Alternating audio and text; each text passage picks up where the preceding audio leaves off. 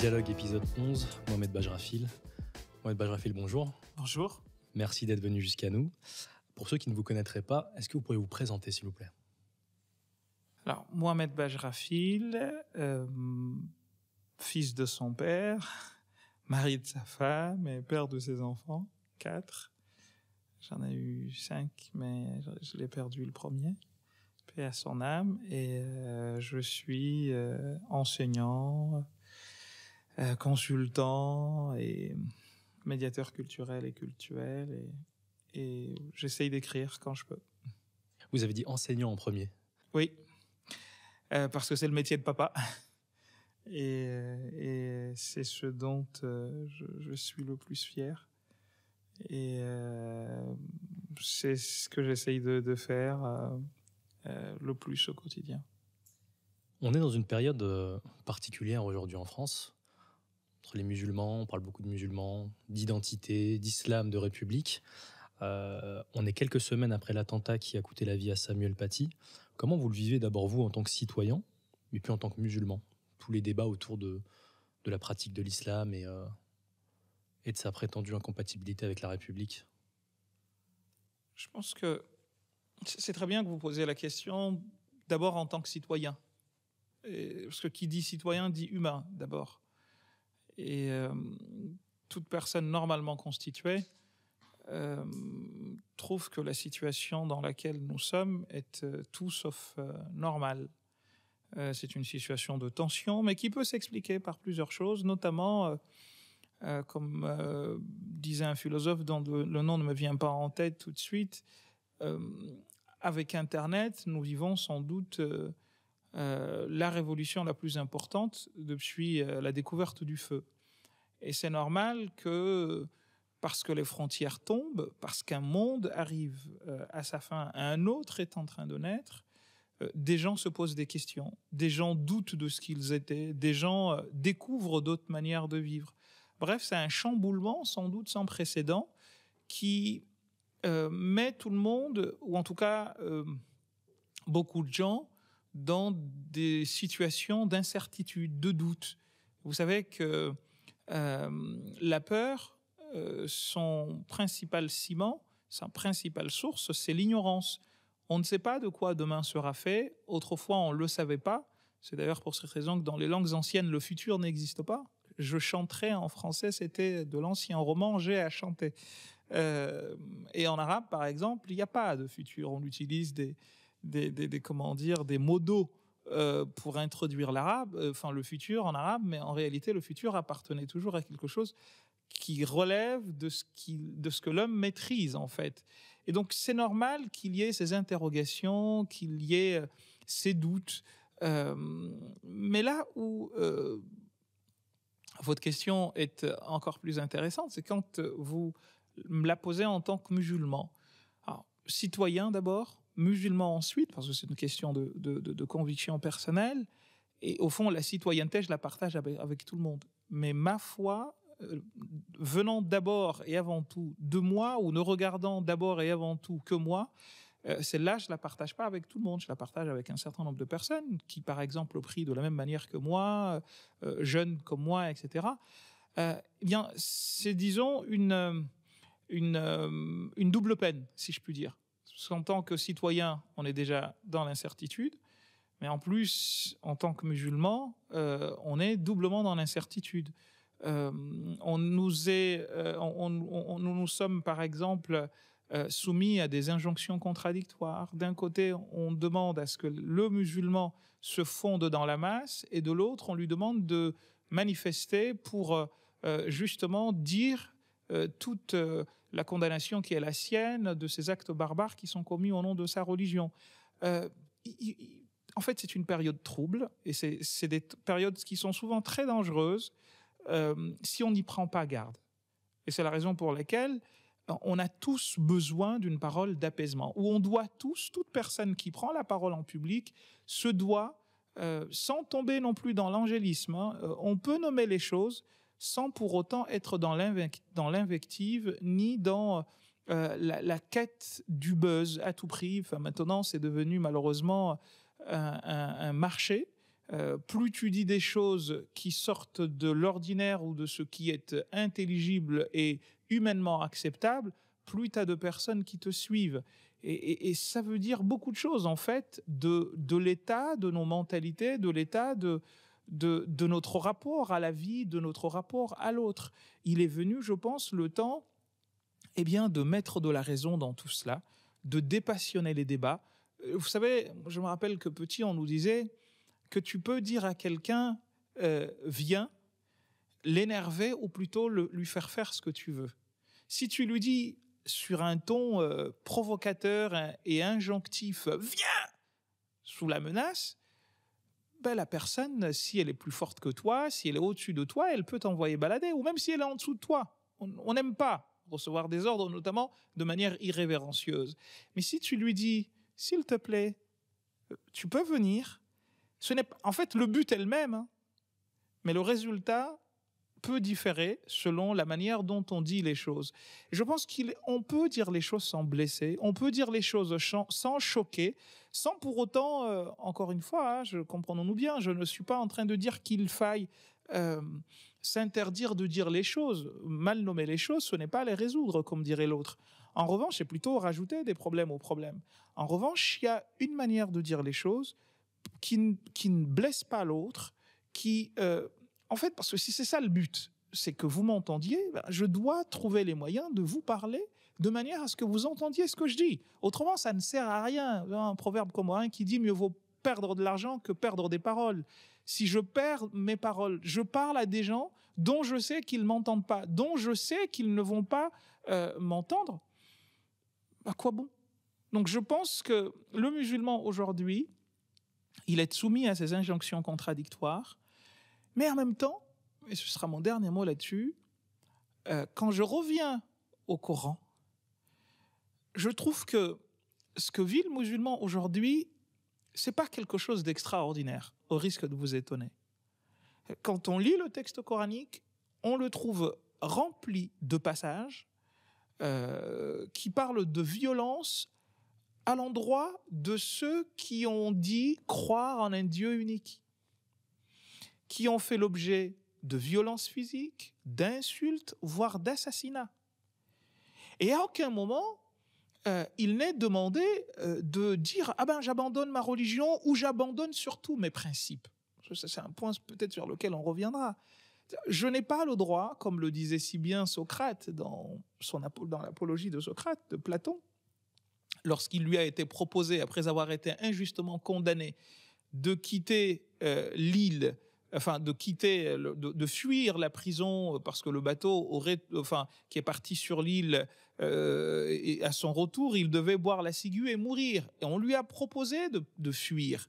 Et quelle a été sa phrase? Il a dit « On ne doit pas répondre à l'injustice par l'injustice puisqu'il n'est permis à personne d'être injuste. Ceux qui m'ont condamné, ils m'ont condamné injustement. Vais-je les fuir en commettant une injustice? Non. Donc ce n'est pas parce que quelqu'un a été injuste à mon endroit que j'ai le droit d'être injuste. Et je pense que là-dessus, coraniquement parlant, et c'est un message que j'adresserai à tous ceux qui partagent la foi qui est la mienne, la foi musulmane, ce n'est pas parce que quelqu'un t'a insulté que tu dois répondre à l'insulte par l'insulte. J'ai cette belle phrase de Rumi qui me vient en tête. En venant, je l'ai reçue d'un ami et je rigolais. Il a dit en arabe « La wahabtani qalaman » si tu me donnais un stylo, une plume, la hatamtu bihi ar-rimaha was-suyufa. Je casserai par le stylo, par la plume, les flèches et les épées. Je pense que c'est comme ça que nous devrions raisonner. Enfin, on aura l'occasion de non, je voulais rebondir sur l'anecdote avec Socrate. Oui. Je sais que vous lisez Nietzsche. Oui. Nietzsche condamne cette attitude de Socrate en disant que c'est une attitude de faiblesse. Oui. Il en fait quasiment un aliéné mental de ne pas s'être échappé. Alors, oui et non. Mais en fait, si vous voulez, on voit, il faut pas seulement regarder l'acte de Socrate sous l'angle dépeint par Nietzsche de la fainéantise ou de la maladie mentale. C'est plutôt au contraire être fidèle à des principes.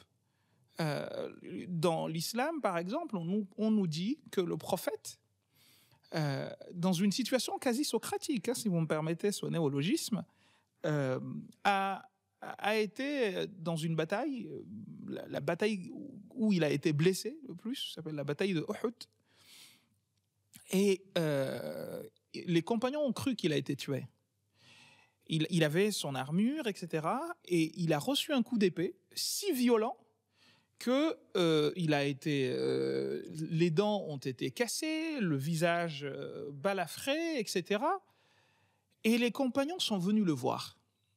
Ils lui ont dit, messager de Dieu, prie contre ces gens-là.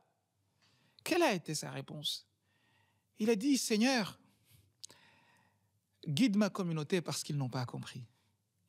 Il est ensanglanté, il était à peine reconnaissable. Il leur dit, moi, je n'ai pas été envoyé médisant, insultant, maudissant, non. Donc, Seigneur, je ne sais pas si vous voyez la position de quelqu'un. Quelle serait votre réaction à vous si, dans la même situation, on vous demandait, ne serait-ce que de prendre une épée et de vous défendre? Vous le feriez, j'ai envie de dire. Sauf que là, on est en train de définir l'humain que lui-même, Nietzsche, aurait appelé le surhomme.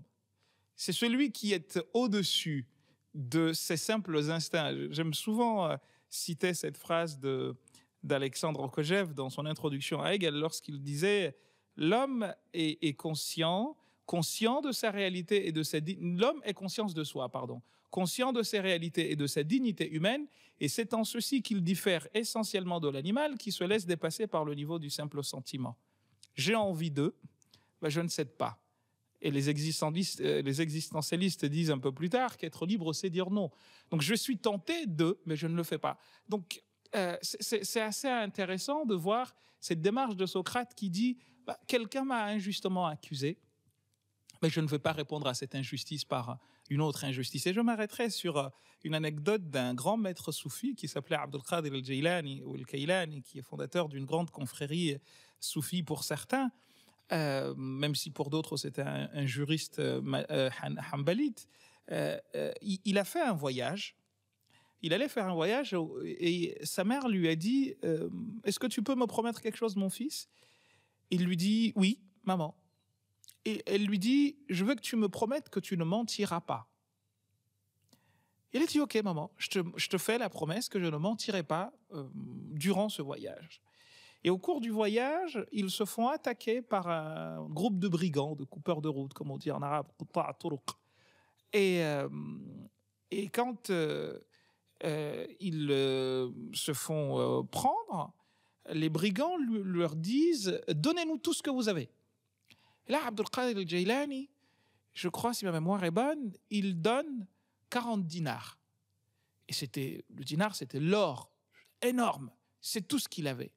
Sauf que, habitué à ce que les gens, en pareille situation, ne donnent jamais la totalité de ce qu'ils ont, et pourtant la question leur est posée de donner tout ce qu'ils veulent, tout ce qu'ils ont, sous peine d'être tués, lui, il a tout donné d'un coup, et les brigands ont dit non, si tu en as donné 40, c'est justement parce que tu en as plus et que tu nous caches le reste. Si tu nous en as donné 40, c'est que tu dois avoir au minimum 3-4 fois plus. Et Abdul Qadir al-Kailani, il leur dit, j'ai que ça. Ils ne l'ont pas cru une seconde. Et ils sont partis fouiller ses affaires et ils n'ont rien trouvé. Ils ont trouvé que les 40 dinars. Le chef des brigands vient à lui et lui dit, mais pourquoi tu ne nous as pas menti? Il a dit, parce que j'ai fait la promesse à ma maman, en partant, que je ne dirai pas de mensonge et que je dirai que la vérité. Et comme vous m'avez demandé ce que j'avais, eh bien ce que j'avais, c'est 40 dinars, je vous ai donné.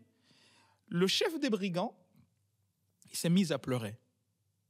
Il a fait une réunion extraordinaire de ses troupes. Il leur a dit, regardez ce que ce jeune garçon vient de nous donner comme leçon. Nous avons promis à Dieu de lui obéir et de ne pas faire de mal aux gens, et pourtant nous sommes devenus des brigands. Ce garçon est en train de nous apprendre que quand on donne sa parole, on doit la tenir. Eh bien, on renonce à la vie de brigand pour devenir des gens normaux. Vous voyez ce que peut produire la bonté quand elle est conduite jusqu'au bout. Donc ce n'est pas parce que l'autre est injuste que j'ai le droit aussi, moi, de me permettre d'être injuste. Vous avez parlé du prophète. On va dire le déclencheur du conflit, ce sont notamment les caricatures. Oui. C'est quoi la position de la religion musulmane sur l'affaire des caricatures du prophète? Et selon vous, c'est quoi le juste milieu, puisque c'est un débat qui est très polarisé actuellement, entre le juste respect de la liberté d'expression, mais également une position qui n'offense pas les croyants et qui ne les insulte pas? Je vais vous dire peut-être une position que vous n'avez peut-être jamais entendue. Peut-être, je peux me tromper. Ma lecture à moi de cette situation est de dire qu'en réalité, et j'en suis fermement convaincu, ces caricatures-là ne caricaturent pas le prophète, mais caricaturent le musulman que je suis. Puisque l'image que les gens ont du prophète, c'est moi qui prétends être son adepte, son disciple, qui la leur donne. Et je pense que tant qu'on n'aura pas compris cela, on fera fausse route.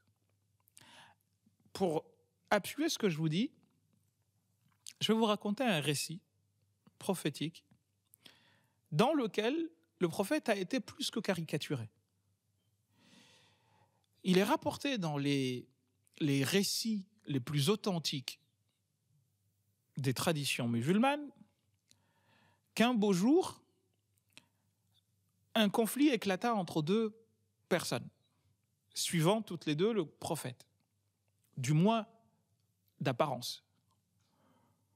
L'une s'appelait Jahjah et l'autre s'appelait Sanan, mais les noms nous importent peu. L'une des deux personnes, aux prises avec son ami, était l'allié ou un des alliés, des affiliés, des fidèles du plus grand des hypocrites que l'islam n'ait jamais connu, qui s'appelait Abdullah ibn Ubay ibn Saloul. Lorsque la petite prise de bec a eu lieu,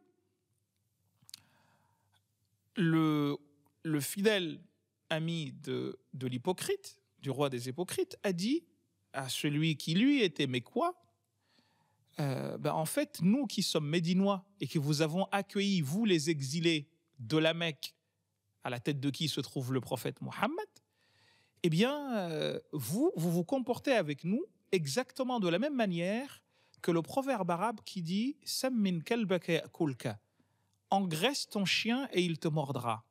Comme nous vous avons accueillis chez nous, voilà comment vous vous comportez avec nous au lieu de nous être reconnaissants. Il compare qui à qui là, à quoi? Il compare le prophète et les compagnons qui ont fait l'hégire, qui ont quitté leur ville, leur pays, entre guillemets, parce que c'est comme ça que ça se raisonnait à l'époque, leur tribu, leurs biens, pour se réfugier à Médine parce que chez eux, ils étaient persécutés. Eh bien, il leur dit, en fait, vous êtes des chiens. Et la preuve, c'est que tu me disputes une chose alors que tu ne devrais pas le faire étant donné ce que je t'ai fait. Donc, engraisse ton chien pour qu'il te morde. Le propos arrive aux yeux du prophète. Mais avant, ils arrivent aux oreilles du roi des hypocrites, Ibn Saloul, qui lui dit « Ah bon, c'est comme ça qu'il se comporte avec nous ?» Eh bien, le Coran l'a pris, le propos. Et c'est pour ça que je ne comprends pas, entre nous, je ne comprends pas notre réaction en tant que musulmans. Ce propos-là a été repris texto par le Coran. Il dit, je cite, « Quand nous retournerons à Médine, eh bien, les nobles chasseront les abjects. » Qui était le noble? Lui qui était médinois. Et les siens, d'après lui. Et le Coran l'a repris. Je vous le dis en arabe. Si nous revenons, il y a même un chapitre du Coran qui s'intitule le chapitre des hypocrites pour parler de cet événement précis. Donc on ne peut pas faire plus clair. Quand nous serons à Médine, les abjects seront chassés par les nobles. Qui étaient abjects? Le prophète et les compagnons qui, quelques minutes avant, ont été comparés par le compagnon d'Ibn Saloul à des chiens. Quand nous retournerons à Médine, la yukhrijanna. Et là, c'est une formule qui n'existe pas en français. C'est ce qu'on appelle l'am ou le qasam. C'est le serment qui est avec ce qu'on appelle nous des tawkid, des thaqil, avec des précisions incroyables que vous n'avez pas en français parce que la morphologie du français de ce point de vue-là est pauvre comparée à la morphologie arabe. Et du coup, il dit quand nous retournons à Médine, certes, effectivement, les nobles chasseront les abjects, les vauriens.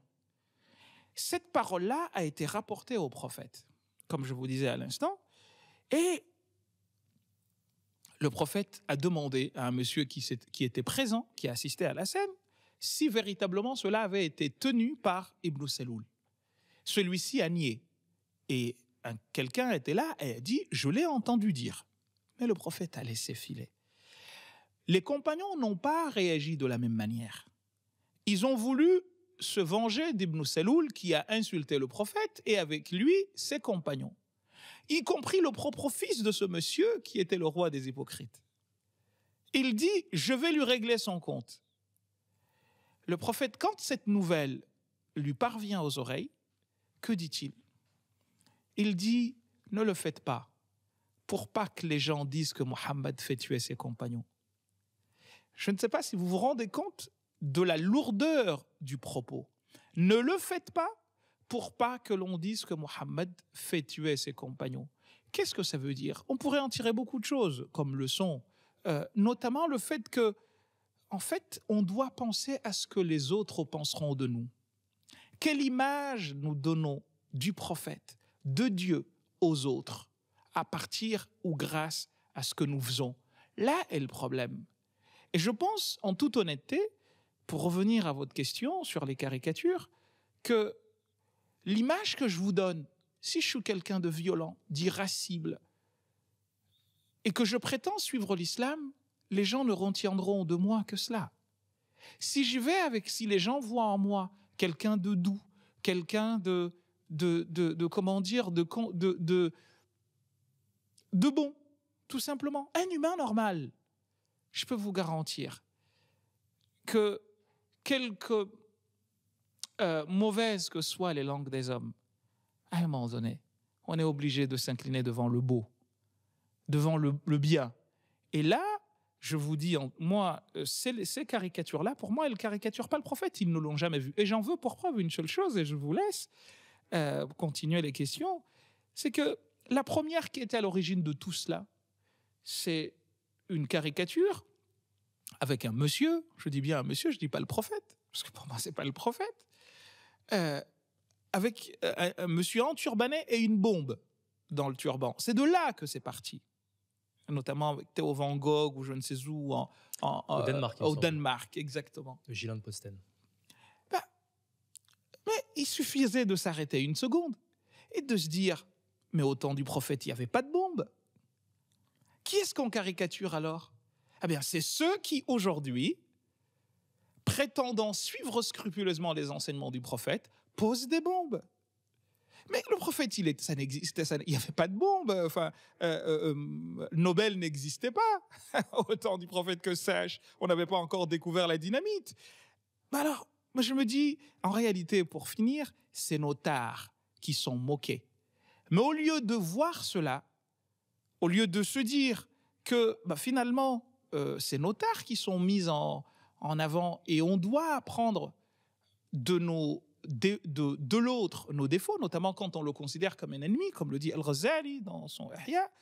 Si tu veux connaître les défauts de ta personne, pour les améliorer, il te faut 4 personnes. Un enseignant qui t'entoure, un ami véridique et la langue de l'ennemi. Parce que l'ennemi va toujours te dire, va chercher à mettre en lumière ce qui chez toi ne va pas. Et puis, ce que disent les gens. Alors, si tu ne les considères pas comme les gens normaux, considère-les comme ennemis et apprends de ton propre ennemi. Mais ne va pas... Moi, je suis toujours sidéré, entre nous, de voir des gens qui disent... On leur dit, ouais, votre religion est violente. Et toi, tu dis, ouais, alors tu vas faire quoi? Je dis, mais... j'ai du mal à suivre, en fait. Je dis, mais... what else, comme dirait l'autre, en fait. Je te tins, tu dis... t'es violent. Oui, et tu vas faire quoi? C'est bizarre. Donc moi, c'est ma lecture de ces événements-là, et c'est la raison pour laquelle je ne me sens, mais alors là, pas du tout touché. Ah, soit dit en passant, dans ma formation aux Comores, parce que j'ai été formé aux Comores à l'école jusqu'au bac, on n'avait pas de caricature, donc il n'y avait même pas de cours de dessin, et c'est pas parce que ça ne se faisait pas, mais seulement parce qu'on n'avait pas de prof, donc on n'avait pas d'art, il n'y avait rien. Les matières classiques, maths, physique, etc. Oui, encore d'ailleurs, on n'avait pas de labo pour faire des expériences de physique et de chimie, mais donc j'ai jamais connu de caricature, pour tout vous dire. Je savais que les caricatures existaient à travers mes lectures, mais je n'ai jamais eu, donc je suis pas un fan d'ailleurs les dessins, je les trouve pas beaux, mais en réalité, c'est plus nos tares que je vois moquer que comment dire, le prophète, qui pour moi est la création humaine la plus parfaite qui soit. Et malheureusement, nous ne sommes pas à la hauteur de ce qu'il a été. Précisément, vous parlez tard, vous avez parlé d'islamopithèques. Oui. Pourquoi les islamopithèques prennent soi-disant le texte sacré pour s'appuyer sur les textes sacrés pour baser leur violence? Et c'est quoi un islamopithèque, justement? En fait, comme le mot l'indique, c'est quelqu'un qui, de mon point de vue, vit dans un anachronisme sans précédent. Il y a des gens, je suis toujours étonné, dans le livre que vous avez, je pense l'avoir écrit, il y a des gens qui prétendent lutter contre l'américanisme tout en portant une paire de Nike, en fait. Et je trouve ça, enfin, peut-être que la phrase a dû vous faire rire, mais moi, en fait, je rigole, en fait, parce que pour moi, c'est de la schizophrénie. C'est une inconséquence intellectuelle. Incroyable, Minimum. Exactement. Et donc, pour moi, c'est ça l'islamopithèque. C'est que tu prétends lutter contre quelque chose tout en le soutenant. Donc, tu veux vivre en 2020, en France, avec une société plurielle, mais ce qui doit être ton esprit, c'est justement de vivre comme quelqu'un qui a vécu il y a 1000 ans. Moi, je me dis, mais c'est ça être un islamopithèque. Dans Islam de France, l'an 1, oui. Il est temps d'entrer dans le 21e siècle, vous écrivez « Accepter le fait que vivre dans des sociétés majoritairement non musulmanes ne nous pose en soi aucune espèce de problème religieux devrait par exemple nous aider à nous comprendre nous-mêmes mieux que nous ne le faisons depuis des siècles. » Oui, parce que depuis des siècles, qu'est-ce qui se passe ? Faut comprendre que, en réalité, l'islam originel, l'islam du prophète, n'est pas du tout l'islam, de mon point de vue, de l'empire qui s'est installé notamment à partir des Omeyyades. Il s'est passé des choses que moi je qualifierais de conquête coloniale. Alors ce qui est marrant dans tout cela, c'est quoi ? C'est que nous serons prompts à condamner à juste titre la colonisation des campagnes coloniales occidentales. Mais on a du mal à se mettre dans la peau des Balkans, par exemple, qui considèrent, par exemple, que la présence de l'Empire ottoman a été une colonisation. Et allez demander à des Moldaves ce qu'ils pensent de l'Empire ottoman. Allez leur demander si vous ne verrez pas que l'animosité ou la rancœur n'est pas aussi développée que ce que nous autres, dont les pays ont été colonisés, avons pu développer à l'égard d'anciennes puissances colonisatrices qui ont commis l'irréparable. En fait, j'ai toujours du mal à comprendre que nous n'arrivions pas à nous mettre dans la peau de l'autre.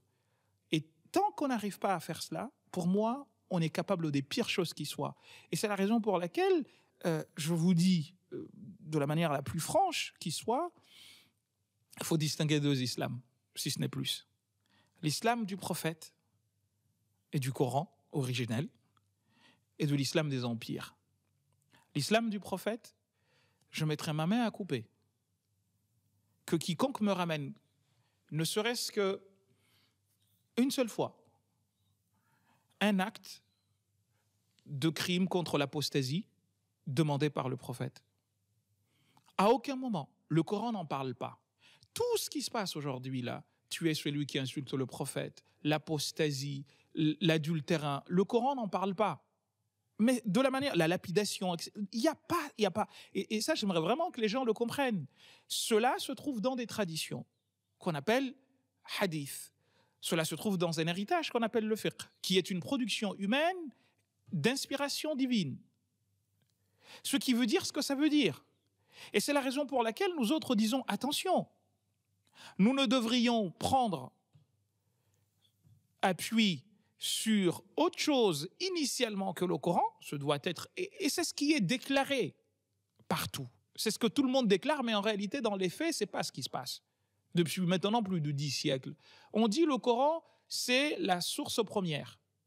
Mais le problème, c'est que le Coran ne parle pas. Le Coran, en tant que livre, ne parle pas. C'est celui qui le lit qui le fait parler. Et il en a été sorti pas mal de choses, justement. Vous devez peut-être faire allusion à regarder le livre. J'ai dû faire allusion à un passage de Ali ibn Abi Talib, justement, qui disait que le Coran ne parle pas, c'est plutôt ceux qui le lisent qui le font parler. C'est Tabari qui rapporte ce propos lorsqu'il a été discuté avec les Khawarij. Et donc, en fait, moi, quand je lis un texte, je ne dois surtout pas oublier qui je suis. C'est-à-dire quoi? Quelqu'un qui vit au XXIe siècle, en France, dans une population, dans une population plurielle, où les gens croient, pour certains, d'autres ne croient pas, d'autres pensent même, considèrent même que la croyance c'est du n'importe quoi. Mais libre à chacun de nous de faire ce qu'il veut tant qu'il n'empiète pas sur les plates-bandes de l'autre. C'est de cette manière qu'on arrivera à avancer, c'est de cette manière qu'on arrivera à faire société.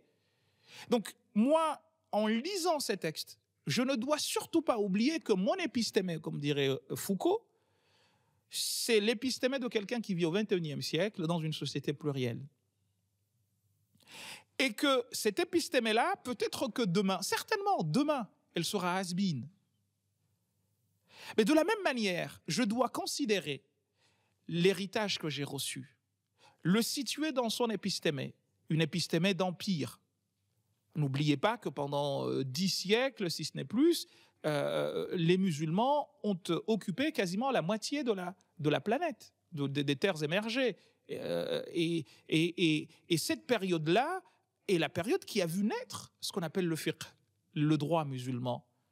Et moi, en fait, il y a des choses, vous savez, l'islamopithèque, il n'y a rien de mieux que de le coincer, le prendre à son propre piège.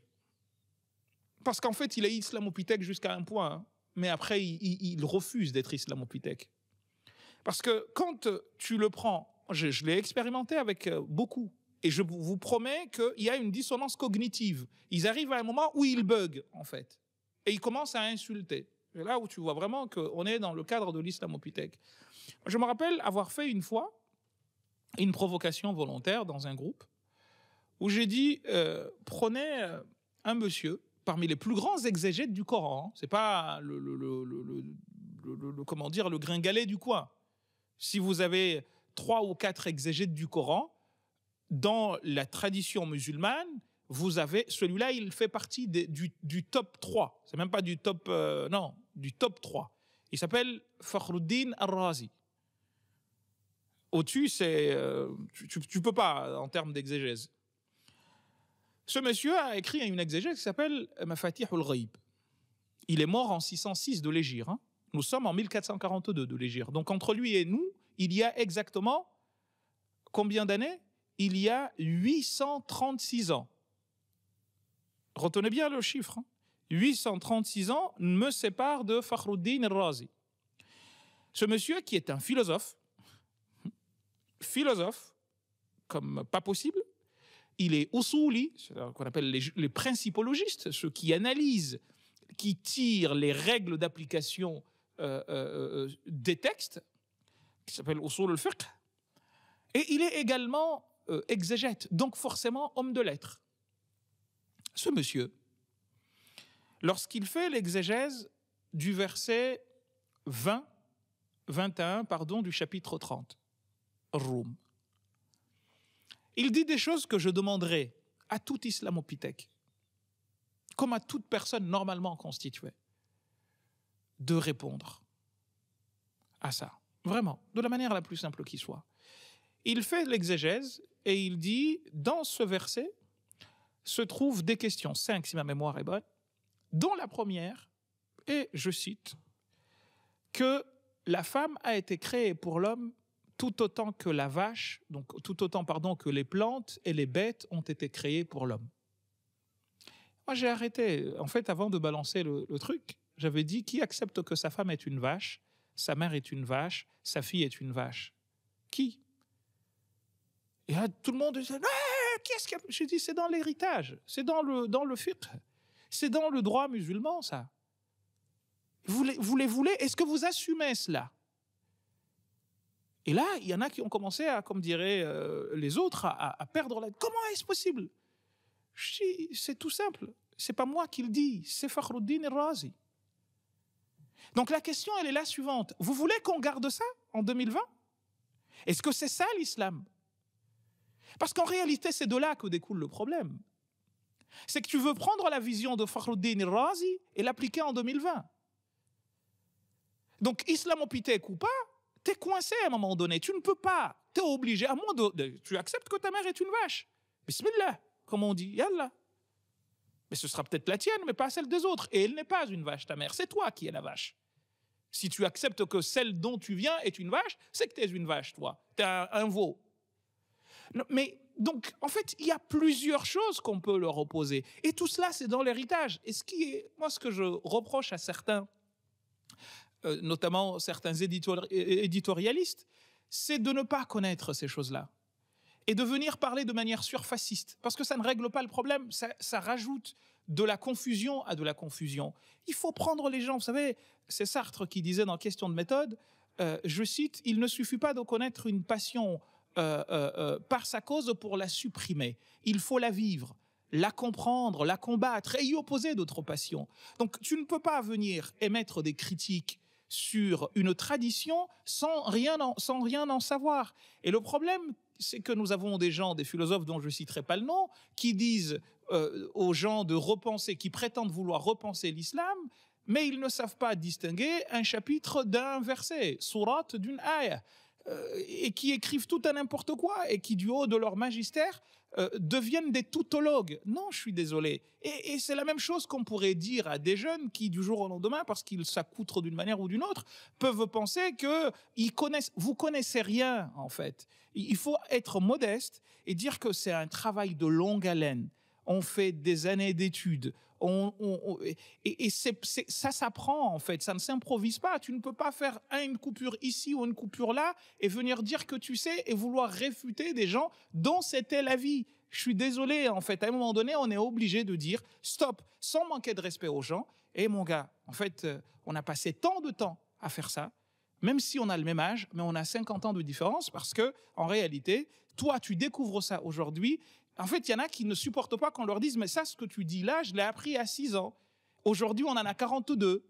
Donc, toi, tu viens de l'apprendre, mais moi, je l'ai appris à 6 ans. C'est pas, quand j'avais 6 ans, c'est pas pour te manquer de respect, c'est juste pour te dire que, en fait, ça, on l'a vu, mais on a évolué. J'ai pu dire des choses il y a 5 ans que je ne dirai plus aujourd'hui. Parce qu'on évolue, en fait. Et comme dirait l'autre, tout change, tout évolue, seuls les imbéciles ne changent pas. J'allais vous poser une question, mais finalement, vous y répondez. J'allais vous demander pourquoi est-ce que l'islam, qui a été si brillant entre les 8e et 13e siècles, pour être schématique, il a raté sa révolution scientifique et technique du 17e siècle.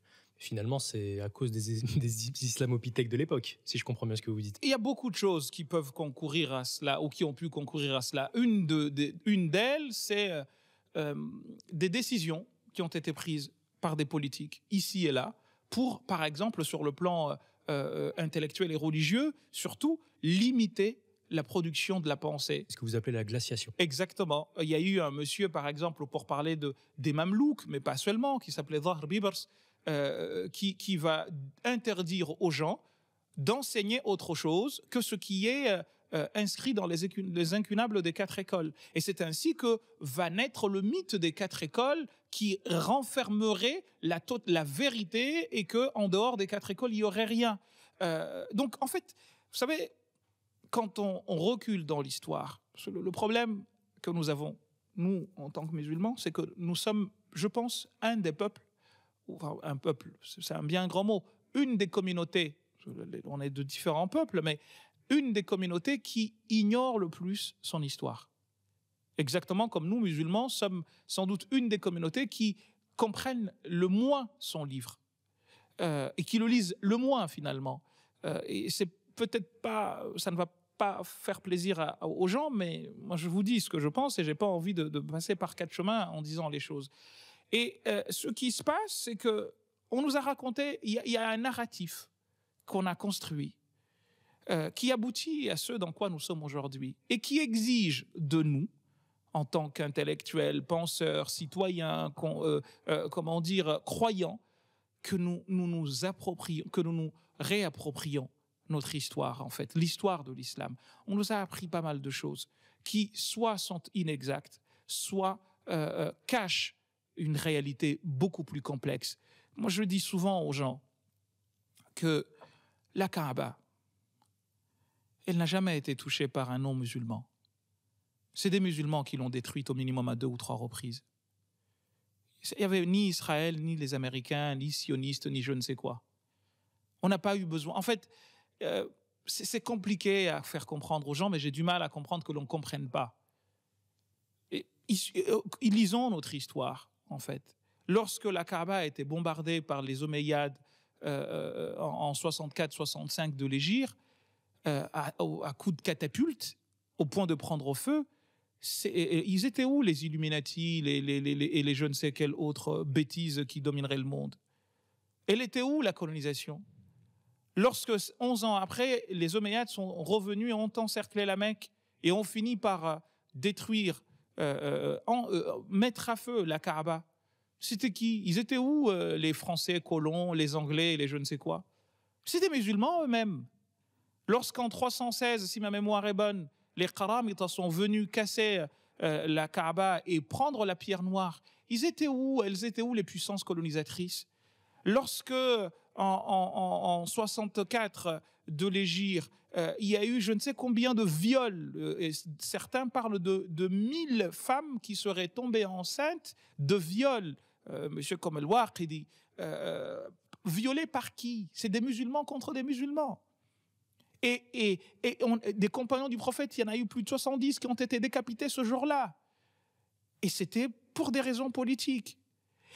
Quand tu apprends l'histoire, ce que des musulmans, au nom de l'islam, assez paradoxalement d'ailleurs, pensant être les seuls à avoir raison, ont fait à d'autres musulmans, je peux te garantir qu'il y a une chose qui vient en tête tout de suite, c'est qu'en fait, certes, il y a le message de Dieu, mais ce qu'en font les gens, c'est très, très, très souvent aux antipodes de ce que dit ce message. Et comme le message ne parle pas, on peut lui faire dire ce qu'on veut. Et là-dessus, on a inventé toute une chose, 1001 choses, pour vérifier. J'avais envie de me débarrasser d'un opposant politique. Certains n'ont pas hésité à inventer, certainement, des traditions prophétiques pour pouvoir se passer de tel ou tel opposant qui était gênant. Il y a eu des choses... Je dis souvent que si on revient à l'histoire de l'islam, mais pas seulement, l'histoire humaine, en fait. Le problème, c'est que l'on veut que l'histoire musulmane ne soit pas une histoire humaine.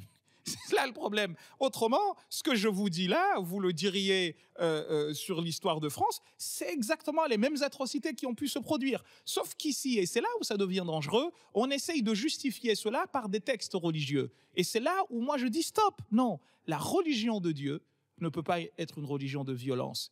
Puisque celui qui a créé l'homme, il l'a créé parce qu'il l'aime.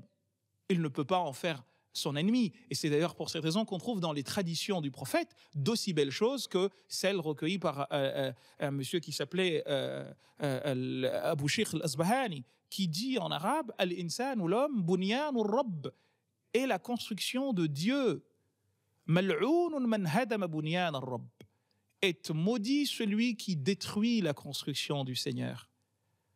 Donc on peut pas, ça ne peut pas être au nom de cette religion que je viendrai m'en prendre à vous, intenter à votre vie. Ça n'a pas de sens en fait. Donc tout cela fait que je dis, allez, remettons les choses à plat.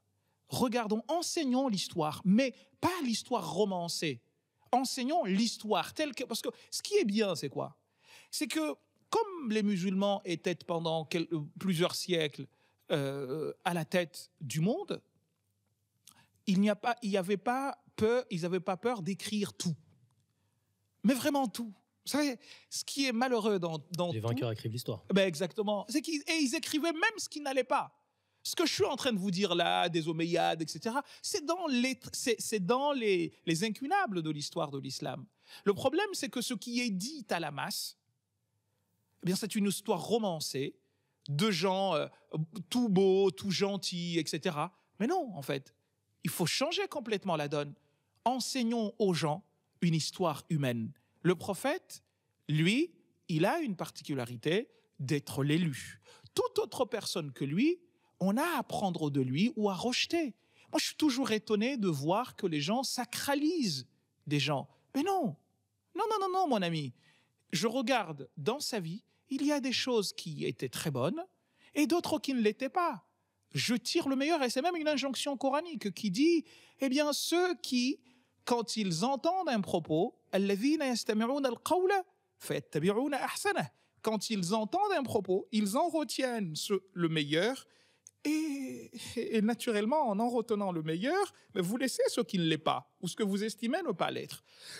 Mais on a sacralisé l'histoire, donc on est venu, moi je me rappelle que quand on nous formait, on nous disait notamment dans un livre qui s'appelle Matn Safwat az-Zubad de monsieur qui s'appelle Ibn Rassalan, que وَمَا جَرَى بَيْنَ الصَّحَابَةِ فَاسْكُتُوا.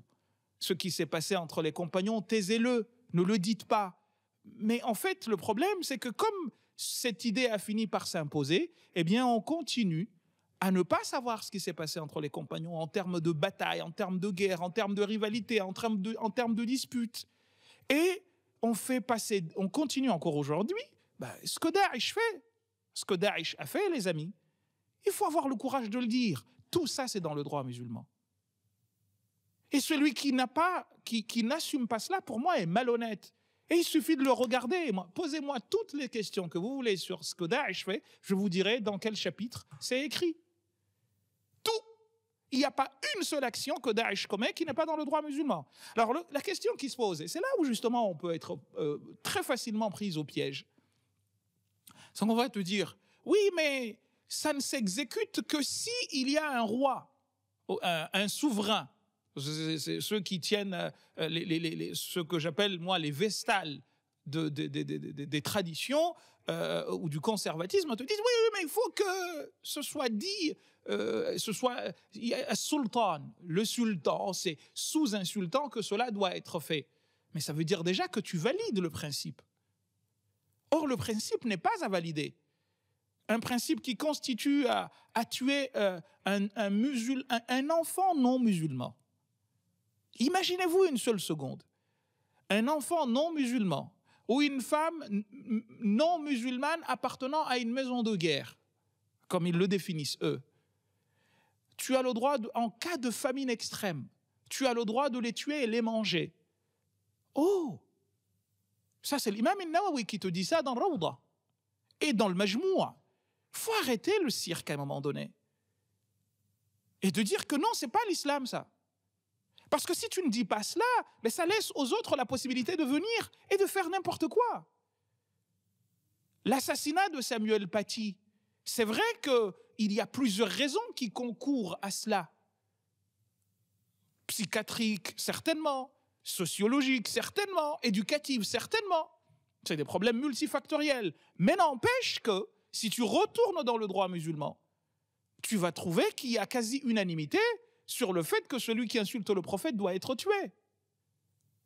Donc ne nous racontons pas de salade, en fait. C'est que tant que nous n'aurons pas décidé que ça, c'est un héritage dont on puisera ce qui cadrera avec nos réalités, et on laissera de côté ce qui ne cadre pas avec celle-ci, eh bien on continuera à avoir des actions pareilles. En fait, j'ai du mal à comprendre que nous ne comprenions pas. Moi, c'est ça ma question, en fait. C'est mon interrogation. Finalement, vous dites, tout ce que l'islam a besoin de savoir est contenu dans le Coran. Oui. La jurisprudence et le droit musulman peuvent être... on doit en tarir ce qui n'est pas adaptable à l'époque. Forcément, mais totalement. De toute façon, les fondateurs de ces écoles juridiques ont tous dit « ne me prenez pas pour modèle, ne me suivez même pas ». Et ils ne pensaient pas que ça allait devenir ce que c'est devenu. Le problème, c'est qu'on continue à vouloir être gouverné par des gens qui ont vécu il y a 800 ans. Mais c'est un problème, en fait. On vit de manière anachronique. Lorsqu'une question nouvelle se pose, tout de suite, on va regarder dans les livres. Qu'est-ce que c'est ? J'ai même lu ici, en France, en 2019, quelqu'un qui a dit, je cite,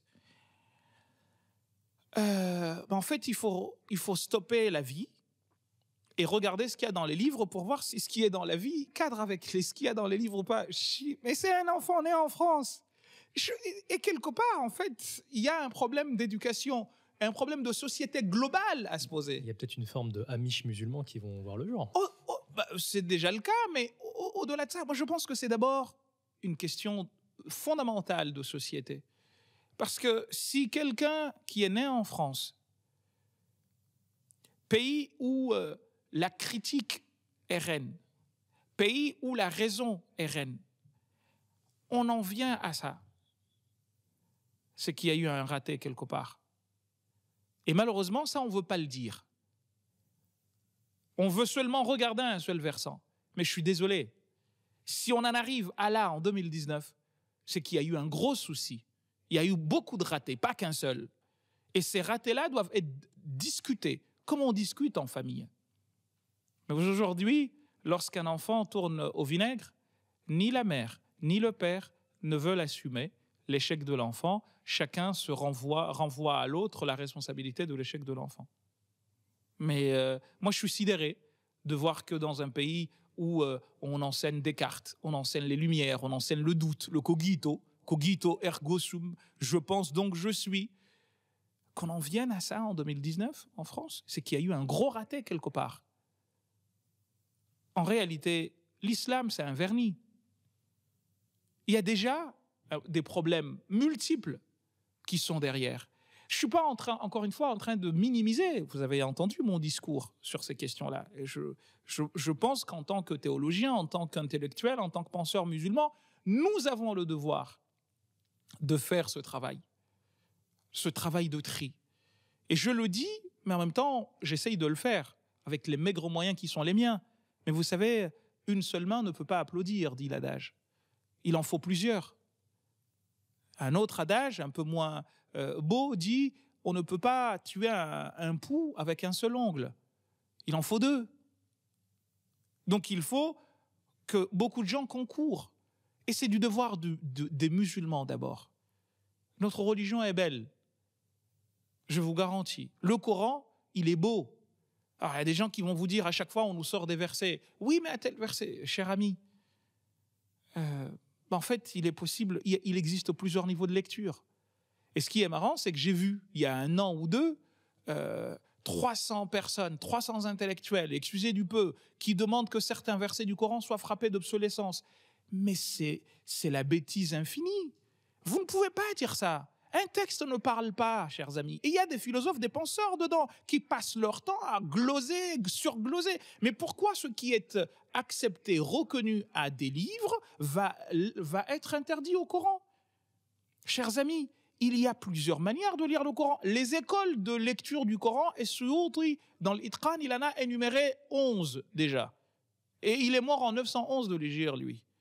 Alors je vous laisse imaginer combien de manières le Coran peut être lu. Mais on a décidé que le Coran, c'est seulement une manière de lire le Coran. Et du coup, et ce qui est beau, c'est quoi? C'est que ce faisant, on donne raison à Daesh. On lui dit que ta lecture, c'est la bonne. C'est la seule et vraie. Les autres, de deux choses l'une. Soit ils sont dans ce qu'on appelle en arabe tamiyya. Ils veulent, diluer le Coran, c'est de la dilution. Soit, encore mieux, la taqiyya. Là, en fait, ils sont en train de ruser, en fait. Et on n'a même pas envie de... non, mais lui, là, il a double discours, voire 3, voire 4, voire 5, triple discours. En fait, ils attendent d'être en nombre. Et ensuite, ils vont prendre le lead et nous appliquer ce qui est véritablement dans le Coran. Vous savez, il y a un proverbe arabe qui dit « Likulli da'in dawa » toute maladie dispose d'un remède, « illa al-hamaqa » à l'exception de l'imbécilité, « a'jazat man yudawiha » et la fatiguer quiconque a essayé de la convaincre. Tu peux pas guérir, tu peux tout guérir, de tout. Demain, là, on est en train d'arriver peut-être à un remède contre la Covid-19, etc. Mais un remède à la bêtise, ça n'existe pas. Vous dites d'ailleurs dans votre livre aux jeunes Français musulmans, réconcilie-toi avec ton pays malgré la colonisation et malgré l'esclavage. C'est un discours qui va un petit peu à rebours de l'histoire mémorielle telle qu'elle est enseignée et aussi du discours indigéniste, pour le dire. Je vais vous dire franchement ce que je pense. Moi, j'ai perdu un oncle, mon propre oncle qui m'a beaucoup aimé et qui m'a accompagné le jour où j'ai quitté les Comores et que je n'ai pas revu depuis.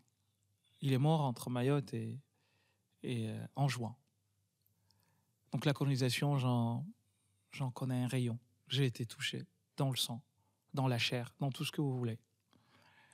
Mais donc j'ai pas trop de leçons à recevoir là-dessus de quelqu'un. Et j'en ai fait les frais puisque mon pays a été une colonie française et mon pays d'origine a été une colonie française et j'ai été à ce titre victime de beaucoup de choses laissées par la colonisation. Mais quand je dis cela, je n'oublie pas non plus que l'histoire humaine, elle est faite de périodes de domination des uns par les autres. Et comme dit un verset du Coran, la roue tourne. Il fut un temps où certains peuples ont dominé d'autres. Et la roue tournant fait que ceux qui étaient dominés hier sont devenus dominants aujourd'hui. Dans l'histoire de l'islam, par exemple, les Mamelouks dont on parlait, on les appelle Mamelouks, les Mamalika. Pourquoi? Parce que c'était des esclaves qui sont devenus maîtres de leur maître. Et ainsi va la vie. Qu'est-ce que je veux dire par là? Je ne suis pas, loin s'en faut, en train de minimiser l'impact négatif de la colonisation. Et je vous dis les yeux dans les yeux que ce n'est pas une civilisation glorieuse qui tue, viole, violente l'autre pour les intérêts d'autres personnes ou parce que cet autre que l'on tue, que l'on que l'on minimise, que l'on avilit serait inférieur. Ce n'est pas cela la civilisation. Et quand je pense à des phrases comme la phrase de le fardeau de l'homme blanc de Kipling, je ne peux qu'être ulcéré. Ou quand j'entends la phrase de Jules Ferry qui dit que rayonner sans agir, sans se mêler des affaires du monde pour une grande nation, c'est abdiquer. Histoire de dire que nous devons coloniser le monde, je ne peux tolérer tout cela, nullement. Cela étant, de dire tout cela est une chose, et de dire que nous sommes au 21e siècle en France. Ce que nous vivons aujourd'hui était inimaginable il y a 50, 60 ans, notamment à la nuée des indépendances, etc., comme le disait Boubacar Kourouma, si ma mémoire est bonne, un écrivain ivoirien. Nous vivons dans un pays qui est devenu le nôtre. Moi, je ne pensais pas il y a 20 ans que je serais là, en train de parler avec vous. Mieux encore, je ne pensais pas qu'une partie de moi serait enterrée en France. Mon premier enfant est mort ici, et il est enterré ici. Et aujourd'hui, je me retrouve divisé entre deux pays. Ma mère, que j'ai perdue à l'âge de 10 ans, est enterrée aux Comores. Mon fils, ma chair, que j'ai eue à l'âge de 20 ans, 21 ans, est enterré ici. Vous allez me demander de choisir lequel des deux? C'est criminel, en fait. De la même manière, dans les traditions comoriennes, il y a un rapport particulier à l'endroit où on est né. Parce que l'endroit où on est né, il y a le symbole de ce qu'on appelle le placenta. Où est-ce que ton placenta a été enterré? C'est un endroit auquel tu restes indéfiniment lié.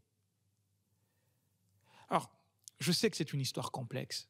J'entends des gens qui te parlent des effets positifs de la colonisation. Vous savez, ça revient à ce que je vous disais au début, en fait. C'est qu'on est tenu par des ayatollahs de la haine d'un côté comme de l'autre. Alors que c'est des choses qui... Tout ce que je vous dis là, moi, je ne me sens pas vivre dans une contradiction quelconque. Tout cela, c'est mon histoire, puisque j'ai fait le pari de vivre dans ce pays. Je connais l'histoire de ce pays, je pense la connaître un peu. Je sais d'où je viens, je sais qui je suis, et je sais que tout cela fait qu'aujourd'hui, je ne suis pas seulement comorien, comme je ne suis pas simplement français, mais je suis un millefeuille. Et on devrait se définir ainsi.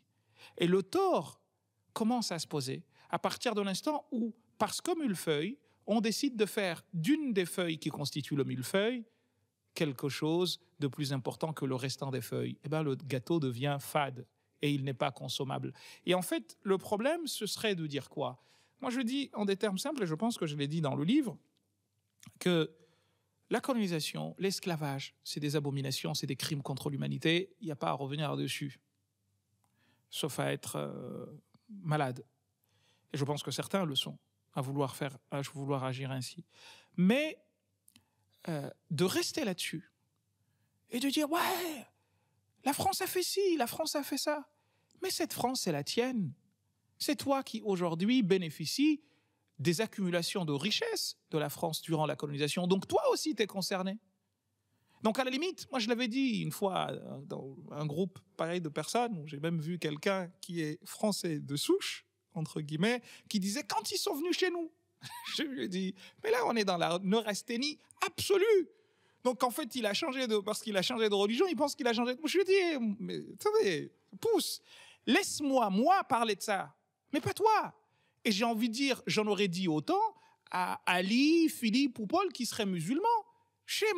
T'es né ici, toi.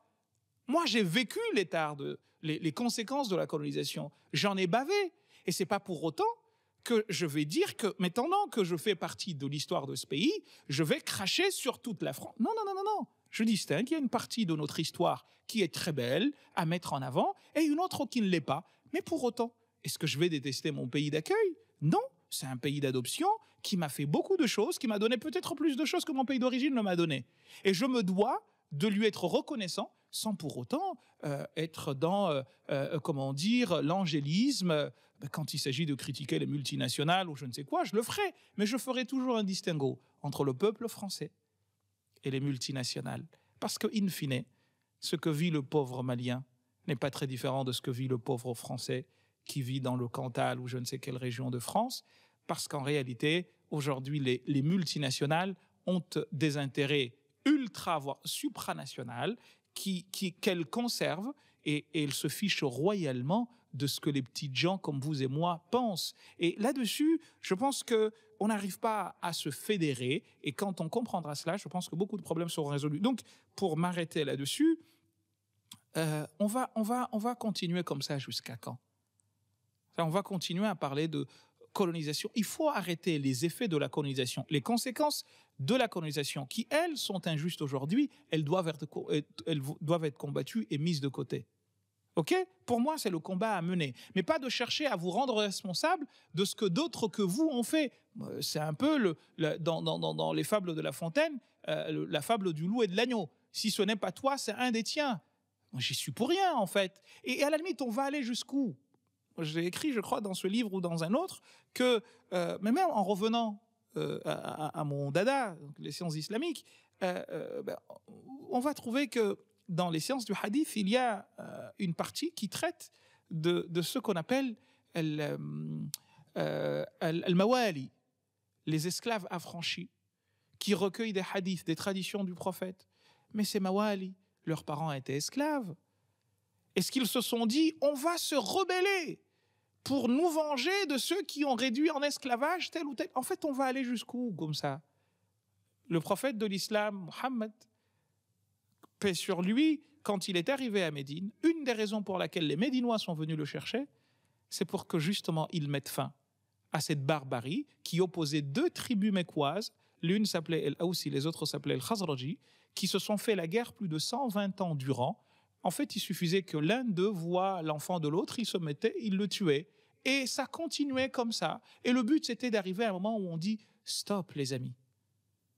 Vous n'êtes pas comptable des faits de ceux qui vous ont précédés, comme moi, je ne suis pas comptable des faits de ceux qui m'ont précédé.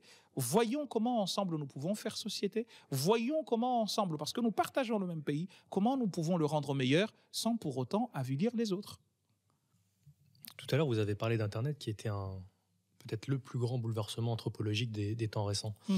Je vais rebondir sur ce que vous dites. Peut-être qu'on a sous-estimé le fait que l'immigration telle qu'on l'a connue ces 50 dernières années était également un bouleversement, mais celui-là démographique. Dans le sens où si je prends l'exemple des jeunes issus de l'immigration, nos racines sont ailleurs. Du coup, est-ce qu'on n'est pas en train d'expérimenter le fait, peut-être, si je me fais un peu provocateur, qu'il faut se ressembler pour vivre ensemble? Vous savez, est-ce qu'on ne se ressemble pas déjà beaucoup? Moi, j'ai observé une chose toute simple. Les jeunes dits issus de l'immigration, lorsqu'ils partent dans les pays d'origine de leurs parents, rares sont ceux qui tiennent 3 semaines. Est-ce qu'il y a besoin de plus? Il y a plus parlant que cela. Ni français ici, ni africain, asiatique ou autre. C'est peut-être pire.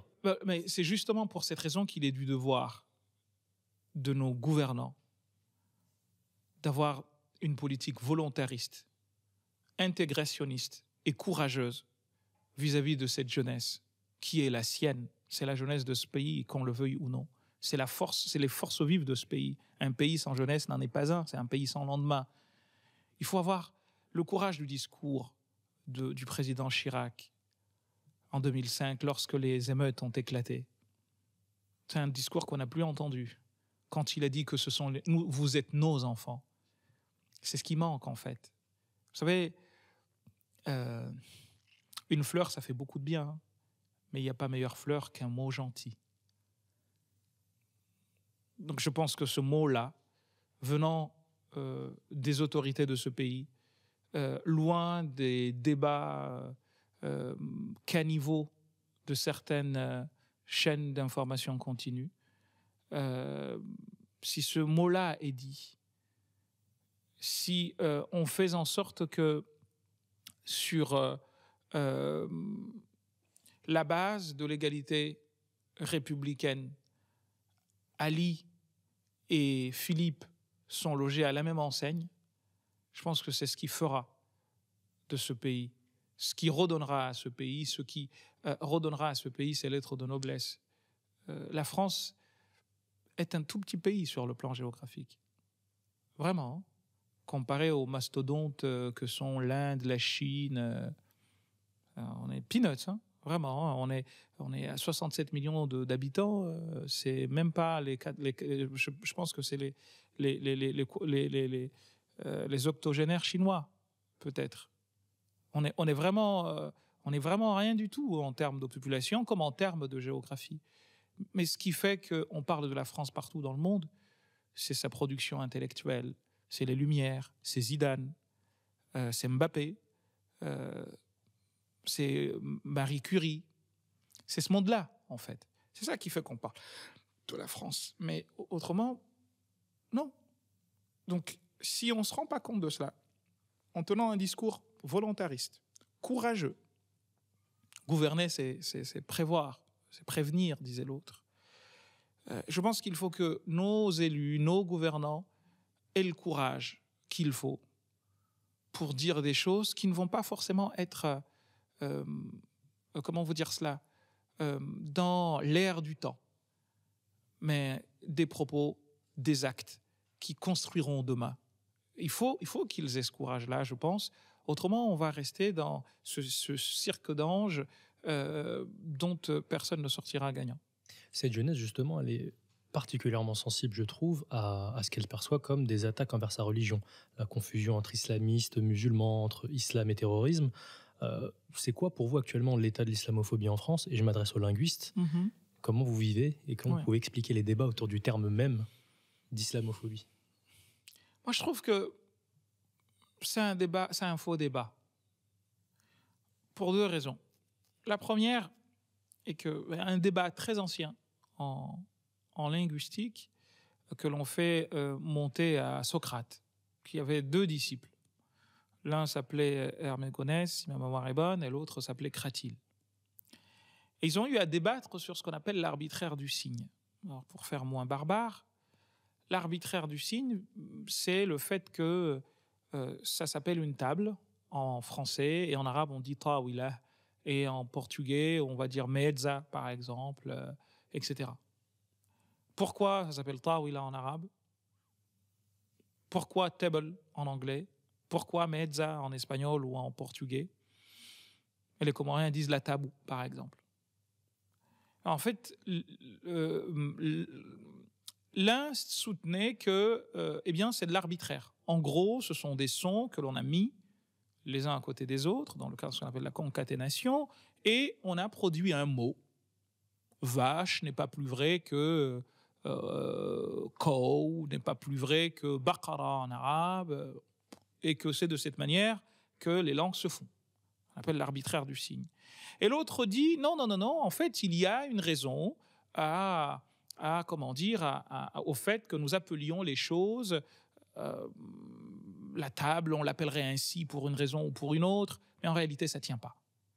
Et le propre des langues, c'est qu'elles sont en grande majorité arbitraires. Il y a une motivation dans le cadre de ce qu'on appelle la dérivation, mais je ne vais pas vous embêter avec ça, c'est des discussions de spécialistes. Mais pour revenir au mot islamophobie, justement, c'est un mot composé. Nous avons islam et nous avons phobie. Et entre les deux, il y a une voyelle qu'on appelle une épenthèse qui évite d'avoir à dire islamophobie.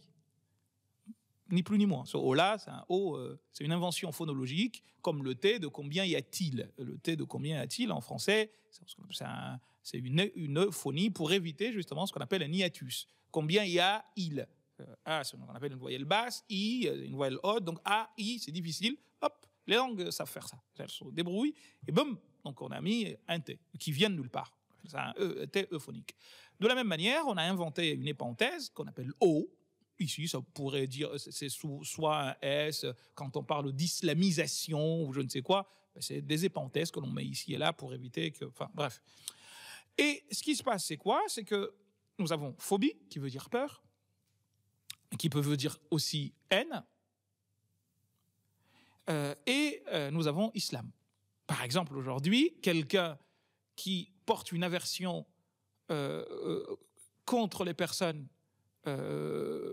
homosexuelles, eh bien, on dit que c'est un homophobe. Personne ne vient te dire que homophobie veut dire la peur des personnes de deux sexes, de même sexe qui s'aiment. Pourquoi on fait la même chose ici, en fait? Pourquoi on veut pas... En fait, c'est là où tu vois tout de suite qu'il y a des problèmes, en fait. Donc, sur le plan linguistique, c'est tout aussi bête. Le sens que l'on donne aux mots, c'est les humains qui décident de leur donner ce sens-là. Il se trouve que les musulmans, et d'ailleurs, c'est même pas eux, parce que les premiers à avoir parlé de ça, ça remonte au début du siècle dernier, ça a été démontré, mais malgré ça, tu as encore des gens qui, mordicus, continuent à dire que ça a été inventé par des mollahs. J'ai du mal à comprendre, en fait. Franchement, je suis pas du tout, mais vraiment, des fois, je m'assois, je me dis, mais on est sérieux, en fait. C'est que on t'a pris la main dans le sac, tu es en train de mentir, tu racontes n'importe quoi, on te dit que c'est pas comme ça, preuve à l'appui, mais tu continues à faire comme si de rien n'était. Un proverbe comme un qui dit que quand le pantalon tombe, il faut pas rester debout les parties intimes en l'air, on s'assoit pour le ramasser. Mais là, on continue à faire comme si de rien n'était. Il a été prouvé par un article de chercheurs du CNRS que le mot a été utilisé bien avant. On est, je crois, dans les années 20, si ma mémoire est bonne. Mais on continue à faire comme si de rien n'était. Et on met de l'huile tous les jours. C'est un mot... Ok, si les Iraniens l'ont utilisé. D'ailleurs, moi, je ne savais pas ça. Moi. Je vous le dis. Moi, ce que je savais, c'est plutôt que c'est un mot qui était beaucoup plus ancien. Et du coup, à la limite, comme on dit en arabe, la mushahata fil istilah. On ne va pas se battre pour un mot. Mais alors, il y en a qui disent, oui, la haine anti-musulmane. Mais en fait, tout ça, pourquoi? Je ne critiquais l'islam, mais critiquez-le jusqu'au bout. Critiquez-le matin, midi et soir. Le Coran lui-même, c'est pour ça que je ne comprends pas, je vous disais tout à l'heure que l'histoire des caricatures, moi j'ai du mal à comprendre qu'on réagisse à fleur de peau. Mais ce n'est pas du prophète qu'on parle. Revenons au Coran. Combien de fois le prophète a été traité de fou dans le Coran? Le Coran l'a rapporté. Et il y a combien de versets qui disent que ce que le prophète a amené, les gens lui disaient, mais asatirul awwalin, ce sont des racontars. Le Coran l'a rapporté. Combien de fois on l'a traité de menteur? Le Coran l'a rapporté. Mais à chaque fois que cela est rapporté, derrière on dit, on détruit l'insulte par l'argumentation. Donc pourquoi on n'en ferait pas autant? Donc pour revenir à votre question, pourquoi se battre sur acte anti-musulman au lieu d'acte islamophobe? Ça change quoi au monde? Oui, mais si on cède, ça veut dire que les islamistes ont gagné. Mais pourquoi vous voyez eux, là, les islamistes, et vous ne voyez pas ceux qui en ont parlé dans les années 20, 30? En fait, c'est quoi? Qu'est-ce qu'on veut derrière? Et il y en a qui te disent, oui, mais ça veut dire... Et encore une fois, il y a aussi des choses à voir chez nous, musulmans. C'est ça le problème. La vie, même si je sais que c'est un mot qui est cher au président de la République avec l'histoire de « en même temps », mais je trouve qu'on a souvent raison de mettre de la nuance. Parce que la vie n'est ni blanche ni noire. Elle est rarement comme ça. Elle est souvent grise. Parce que dans le gris, il y a la nuance. Il y a eu des gens, chez nous musulmans, qui, lorsqu'ils se font prendre pour une chose qu'ils ont faite, un délit ou je ne sais quoi, c'est de l'islamophobie. Mais non, autant je dirais que moi, si je commets un délit, je dois être jugé pour ce que j'ai fait et puni, mais pas parce que je m'appelle Mohamed. Autant je ne dois pas voir à travers la sanction contre tout délit que c'est de l'islamophobie. Je trouve que, en fait, vous savez, la vie, elle est tellement... On peut tellement dire les choses facilement que j'ai du mal à comprendre pourquoi on cherche toujours à complexifier quand ce qu'on veut, pour moi, hein, quand ce qu'on veut, c'est le vivre ensemble. Il y a eu des gens qui ont... Regardez l'histoire de notre collègue, le feu Samuel Paty. La fille dont l'histoire est à l'origine ne serait pas allée en cours. Et on a monté en épingle toute une histoire. Pour à la fin faire quoi? Pour avoir la mort d'un homme sur la conscience. Mais est-ce qu'on se rend compte de... Et pourtant, on est parti de mensonges. Donc pourquoi se battre sur des mots? Personne ne veut céder. Appelez, allez, bismillah. Dites acte anti-musulman. Mais je veux dire, c'est quoi le but, en fait? Est-ce que ça nie le fait qu'il y a des gens qui, parce que musulmans ou supposés tels, font l'objet de discrimination? Non. Est-ce que ça nierait le fait que parce que tu as un patronyme arabe t'expose à des discriminations? Non. Toutes les études le démontrent. Donc, on vient nous dire, l'islamophobie, l'islamophobie n'existe pas. Ils te disent, oui, mais si on accepte ça, ça voudrait dire qu'on accepte que l'on ne critique pas l'islam. Mais c'est mal connaître l'islam. Et malheureusement, si je pouvais, à travers vos antennes, lancer un appel, venez à un mot qui nous est commun. Et ce mot commun, c'est d'abord le dialogue. Parce que pour être dialogue, c'est dialogue. Enfin, on échange, il faut être deux pour pouvoir échanger. Quand on parle tout seul, on soliloque. Et quand on soliloque, on est fou. Mohamed Brajafi, je vais vous remercier en recommandant votre livre Islam de France, l'an 1. Nous allons devoir nous séparer. Et c'est dans ce livre que vous dites en substance que l'islam sera humain ou ne sera plus, ce que vous avez dit ailleurs. Vous savez qu'il est de tradition chez nous qu'on laisse le dernier mot à l'invité. C'est à vous. Ancien. Ouais, je suis assez ancien dans mes références. Qui s'appelait Raghib al-Asbahani. Il disait لو تعاطى الناس أسباب المحبة. Si les hommes se donnaient les raisons de l'amour, لاستغنوا بها عن الحكام, il se passerait de gouvernants. Je vous remercie. Merci à vous.